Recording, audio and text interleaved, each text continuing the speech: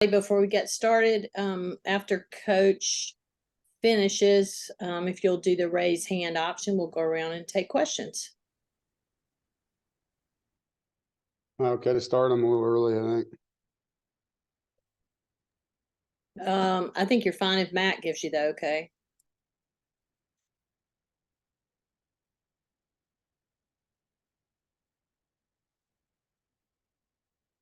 All right, so just going back to our game with UConn. Great win, great to be 1-0. Anytime you can go on the road and your opener and play a clean game. I think it's the first opening game I've had with only one penalty. And officiating, I thought, these guys let the kids play. It was refreshing to be in a game like that. I thought both sides were able to play physical. Only had one turnover. It was a stop on down, so nothing on offense turnover wise, +1 in the turnover margin with 200 yards rushing. So if you talk about going on the road, only having one penalty, not turning the ball over, and having 200 yards rushing, that's a great recipe for winning.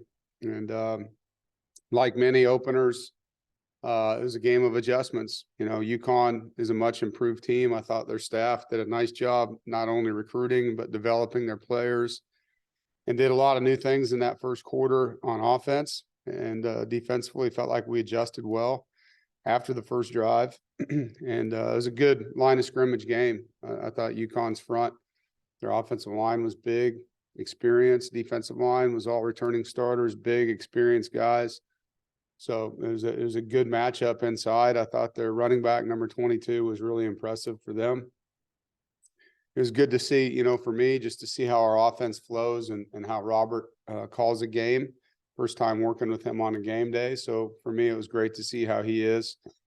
And it was obviously, it was impressive to watch just how he calls it.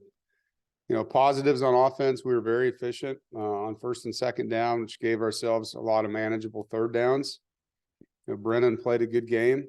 Definitely some plays I know he'd like to have back, but with 65% completion rate, he moved the ball with his arm and his legs and competed, brought some energy, and his personality is able to come out when you get to see him compete like that. As an offense, I thought, it was probably the best we've played when it comes to making the first man miss. That area of our game has to be better, and it was better in this game than it had been. And that's how you get explosive plays, and that was good to see. The end of half, we had a 2-minute drive opportunity, drove the ball down the field, got a field goal before the half, which was great to see. I thought our backs, played a lot of guys in the backfield. They all ran the ball hard, took care of the football, and were productive. A lot of guys touched the ball. He spread the ball around, got a lot of guys involved. And we started the game fast with a touchdown. It was a great response after giving up a touchdown on the opening drive defensively. Negatives, we were stopped on short yardage twice in an area that we pride ourselves in and need to be better. Did a couple good things in short yardage, a couple bad things. So we got to get better there. The drive killers in the game, we had a couple drops. A couple times we could have been more accurate, and one where we just missed the throw. But definitely those areas can improve. On defense, had a nice takeaway to seal the game with Peyton. Like I said, I think after the first series, we settled in. The next 5 possessions were punts by UConn, had 3 3-and-outs, 2 sacks, forced fumble by Red Hibbler. And for the first game compared to a year ago, I thought we tackled much better in the opener. I think our things we learned from last year's opener and applied to this year's training camp were good decisions. We definitely hit enough, tackled enough to be ready to play a game. Defensively, no penalties in the game. That played really clean. Negatives, gave up an explosive play for a touchdown on the long run, and obviously good job by them. But for us, a couple guys out of their gaps. They had a good motion where we adjusted and didn't get the proper depth at safety, which put us in a bad position to get the guy down as an overlap player. So definitely a play we can learn from, and disappointed that it occurred. On special teams, I thought Julian Gray really returned the ball well. He was hard to tackle. He was explosive, set up the offense twice with good returns. And then our kicker, missed his first try, a 50-yarder. and then bounced back with a 44-yard make right before the half. So that was great to see his response. It was good having Cecil Powell back on special teams. He was a difference maker for us in our coverage units. So now, opportunity to come home and play a game against a great opponent, 12 o'clock kick. And I know that's not anything people are excited about. It is what it is. So with that, we need Wolfpack Nation to set their alarms a little earlier, get up early, maybe before you go to bed, have everything ready to go, get here on time so that you can get your tailgate on, or, come in the night before even and have an overnight in the parking lot would be good. But we need you to be a part of this one big time. And complimentary football for us, it's offense, defense, special teams, and then that juice that we get from our sideline and our fans and our student section. And so we're excited for you to see the new Jumbotron, hear the new sound system. I think both of those things are going to add to our game day environment, which is already electric as it is. And so excited to get back into the Carter. For us as a team, we're going to stress the details and the fundamentals. Like, this is a game, it's going to be a physical game, playing against a really good team. But just to get better from week 1 to week 2, it's the little things that matter most, the details, your fundamentals, and you can't get away from that. That's how you improve.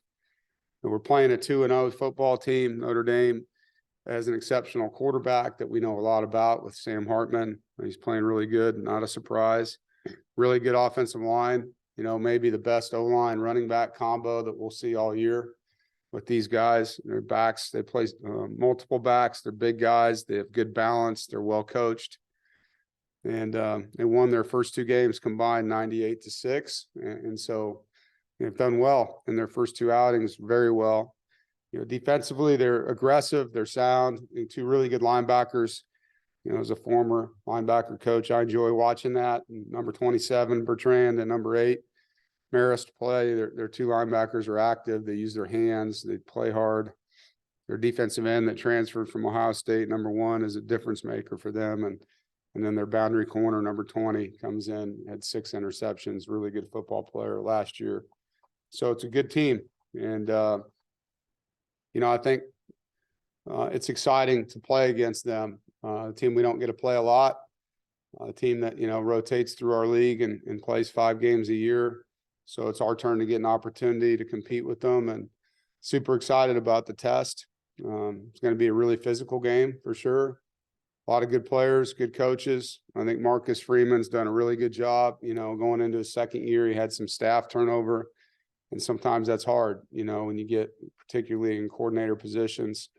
He's done a nice job replacing good coaches with good coaches. I'm very familiar with some of them. Joe Rudolph, their O-line coach, is an exceptional coach. We were together at Wisconsin. So, top 10 team coming to town, or top 15 team, not sure where they're ranked coming out of today's polls, but this is what you play and coach for, and looking forward to having them in our stadium. Questions?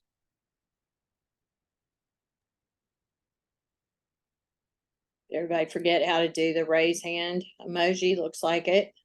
Aaron, you want to start us out while everybody figures it out?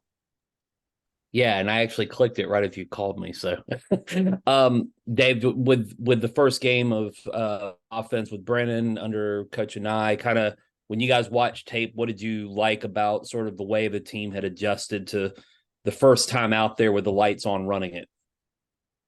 Well, like I said at the beginning, it's game 1 on the road, 40 new players, 2 new coaches. Didn't look like it was our first time playing in a game. I thought we were efficient.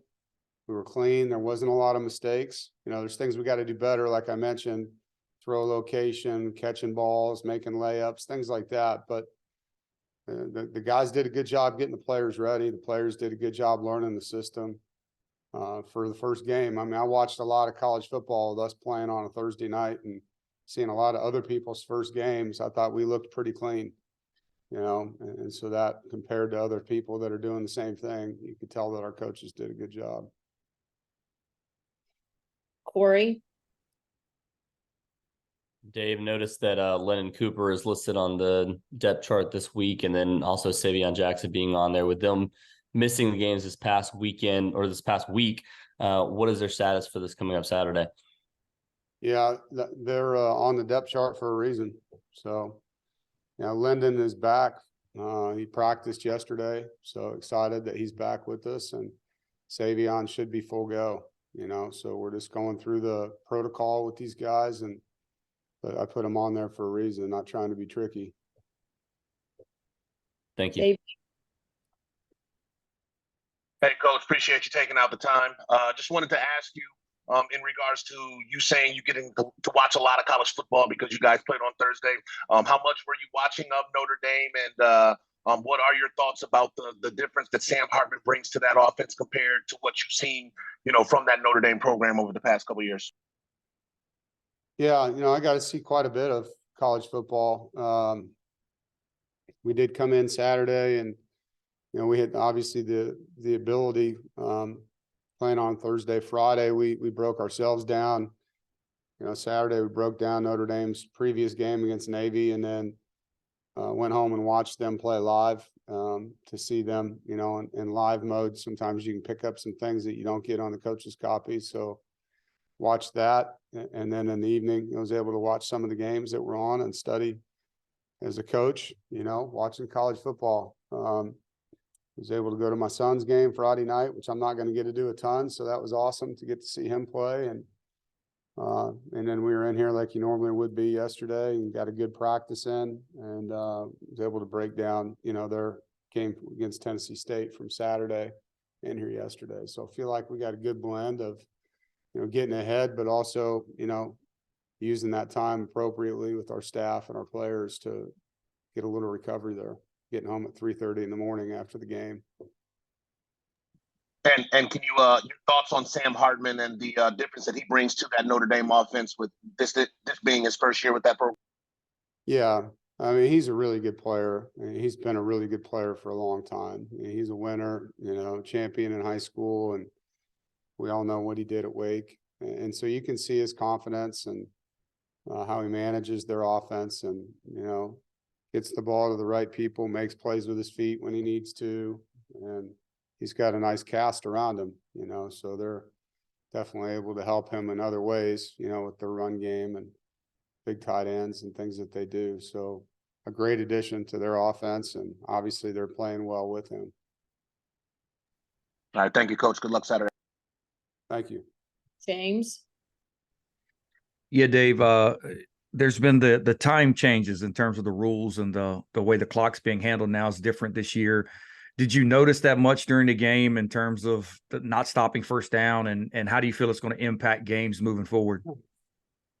Yeah, I mean, there's 15 fewer plays per game on average, 3 possessions that you're losing in a football game.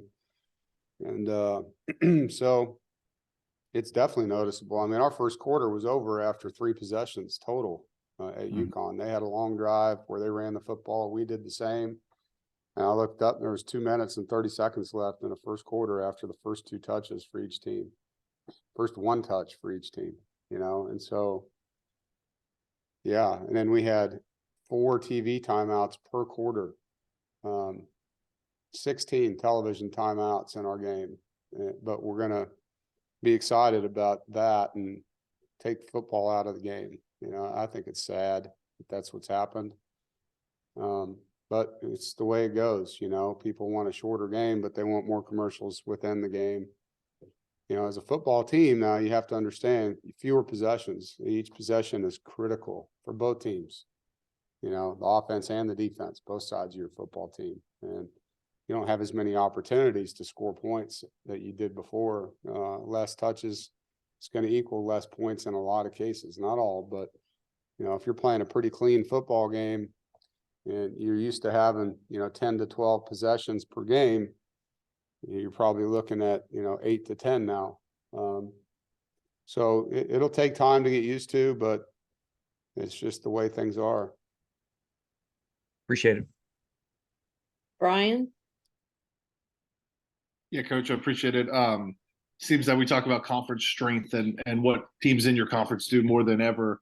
So kind of a 2-parter. One, do you care about that? Is it helpful to you that Florida State and North Carolina had big wins against SEC teams? And then secondly, I think Notre Dame's 28-2 against ACC teams since 2018. How important is it for the league to start to win some of these games against Notre Dame? Well, part one, yeah, I think it's great. Anytime our league wins games, I mean, that's good for the ACC, and to be 2-0 against the SEC over the weekend is good for the ACC. As far as Notre Dame goes, yeah, I mean, it doesn't matter who we play as a league. Like, you know, we want to do well, we want to perform well, we want to win games, and this team that we're playing against, who's, you know, quasi in our league, in and out, however you want to say that, yeah, we need to perform better against them. There's no doubt about it.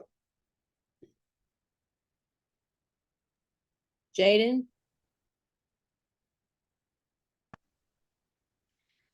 Going back to Sam Hartman, obviously y'all played against him before when he was at Wake. Even though he's in a new system, do you feel like it's an advantage to see a quarterback you're familiar with? Probably it is and it isn't. I mean, it's a different system. So what they're asking him to do, you know, how you defended him in Wake's offense is different than how you defend him in this one because of the run game, the play action game, the things that are unique about Notre Dame's system. And Wake's system was completely different. But we do know from experience what kind of player he is. And there's a great amount of respect, you know, from our staff towards that young man. And so we do know, you know, what we've done well and what we haven't done well over the years against them. And so there is some, you know, good knowledge in that. James? Yeah, Dave, it felt like you guys had maybe an abnormal amount of short yardage plays in this game. I don't know if that's accurate or not. It just seemed like there was a lot of them. Did it allow you to evaluate some formations and different things maybe a little earlier than normal? Well, that means you're doing well on first and second down, James, right? Like if you're in 3rd and 1, 3rd and 2, that's good. That's Right. what you want. And so first and second down efficiency is really important in our offense, and staying on that kind of, if you're doing it right, you'll see a lot of that. And so, yes, to answer your question, we did have a lot of them. I hope we continue to. It did allow us to see short yardage formations and plays and, you know, areas that we succeeded, areas we didn't, things we got to do better. Goal line as well. You know, we had a lot more plays inside the 5-yard line, probably than you saw in some of our games. So it's great film. I mean, there's nothing better than game film to look at yourself and as coaches, as players.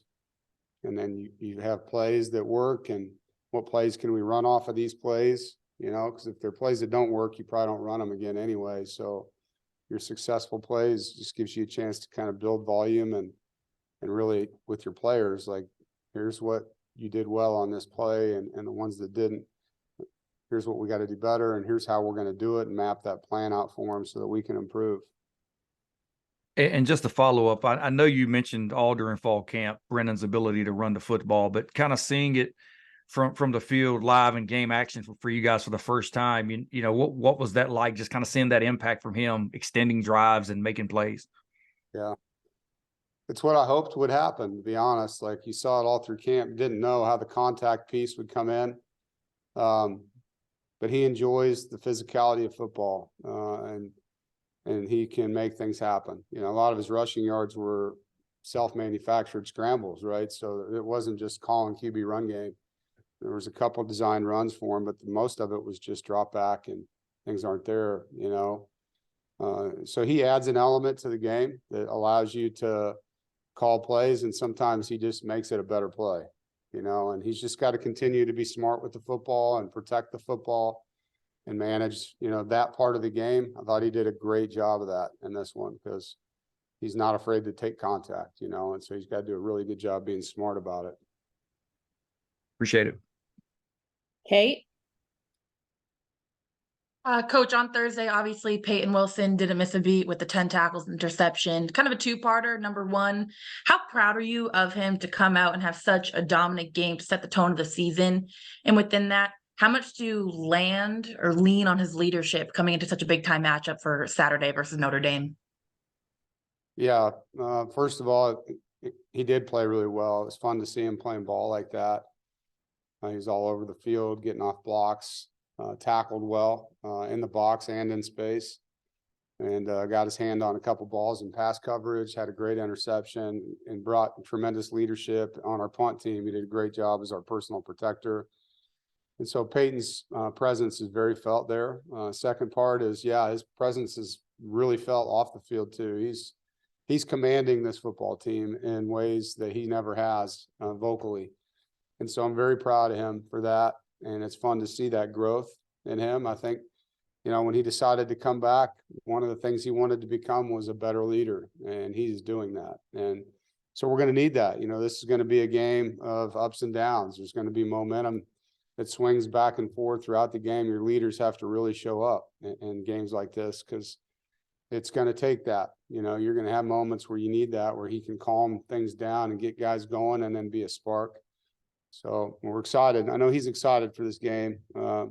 Not that he's not for all of them, because, you know, he understands the value of playing because he's had the game taken from him enough. But big games like this, these are, you know, special things for kids. Ethan M.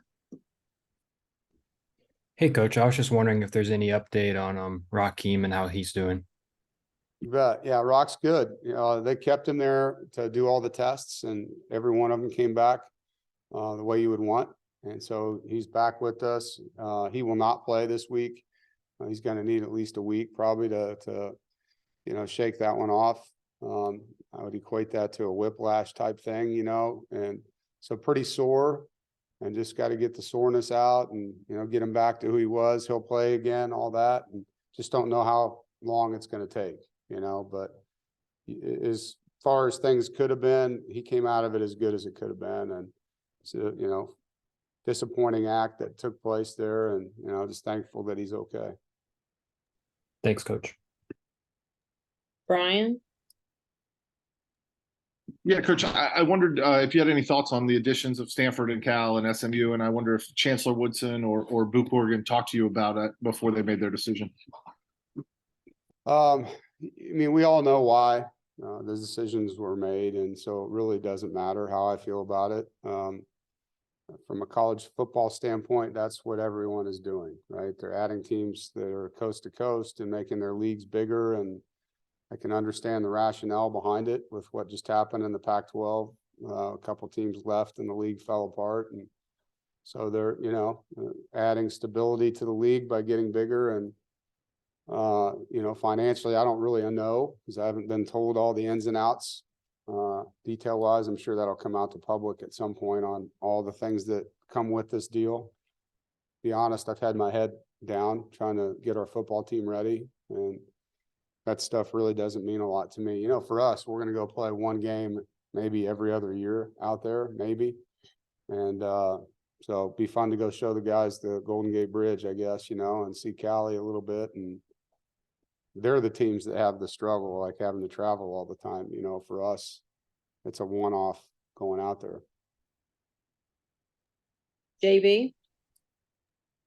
Hey, Dave, I wanted to get one more question in with you. Going back to Brennan Armstrong, and you speaking about how he enjoys the physical contact, you know, even if he's just scrambling out of the pocket and, you know, going downfield and getting those rushing yards. Is that going to be a catch-22 type of situation for you? You know what I mean? Knowing that you can use him as a weapon with his running ability, but at the same time, you kind of have to protect him because he's arguably your best player on offense and the one who will give you the most production. So how will you attack that, you know, moving forward this season? Yeah, you're right. You know, I think it's some of it's out of my control. You know, when a guy takes off scrambling, I mean, he's scrambling. And so that's part of who he is, man. And you got to let the kid be who he is as a player. And when it comes to the designed runs, you know, that's where we got to be smart. You know, we got to know what kind of position we're putting them in on those plays and try to get him enough blocking in front of him and different things like that. You know, it's not a deal where we want him in a designed run game all the time, taking those hits. You know, when you drop back and throw and there's not as many parts because people are playing coverage, it's a little different, you know, when a guy and he can dive and get away from the contact. He has to do a good job in those scenarios of not putting himself at risk. I know if it's a short yardage thing where he needs 1 yard to get it, or it's a goal line thing where he's straining to score, he's going to play with contact. That's just how he is. When it's not, then he's got to play for the next down, you know, and be smart about it. And you saw that in the game. He did a good job of sliding and keeping himself out of contact when he could. But you're right. You know, it's anytime you have a guy that runs like that, it's tough. You know, it's tough for the defense. It's also tough for you as a quarterback and as a coach, because, you know, we want him to be able to play every game and stay healthy. And so he understands. He's been doing this a long time. When you talk to him about it, he understands when and when not to, you know, barrel down versus, you know, get himself down. Corey? Dave, you mentioned how strong this offensive line is for Notre Dame and potentially getting a guy like Savion Jackson back for this game. How big would it be to have that defensive line at full strength heading into this matchup? Yeah, we're going to need them. Their line's really good. I mean, they're talented and big, and they're well coached. And so it's one of those games in the box, you know, where it's going to be a game of will in there, you know, imposing will and leverage, strength, fundamentals, inside hands, pad level. It's going to be awesome, you know, in the box. It's definitely going to be a game where we got to strain, and having a guy like Savion helps, because he is really, really good player, and he adds to what we have in that box. So hopefully we will have him. That's the plan, and looking forward to seeing him back out there. Thank you. You're welcome. James? Dave, when you watched the game back, you didn't have a lot of explosive vertical plays in this game. Was that dictated by their coverage? What did you see watching the tape back? Yeah, I think, you know, a couple things. We had some shots called and they were covered, and so good job by them. You know, I think there was a couple times we did throw the ball down the field and didn't connect in the game. We had one called that was wide open, and Brennan took off running on that play. So that would have been a vertical shot we would have hit. So it just didn't work out that way. I know, you know, you guys watched Robert's offenses enough to know that he does like to push the ball down the field, and it just didn't happen. Their corners and their safeties did a nice job of playing with depth on some things and having help when they needed it. But yeah, most of our explosiveness, and we didn't have a ton either today. I think the defenses both tackled somewhat well for a first game, was underneath stuff. You know, that's where you saw first guy miss, second guy miss, third guy miss in some cases. But yeah, we do need to be able to push the ball down the field a little bit more. Do we have any other questions for Coach? All right. Thanks, you all. Coach. Thanks, everybody. Thanks, Annabelle.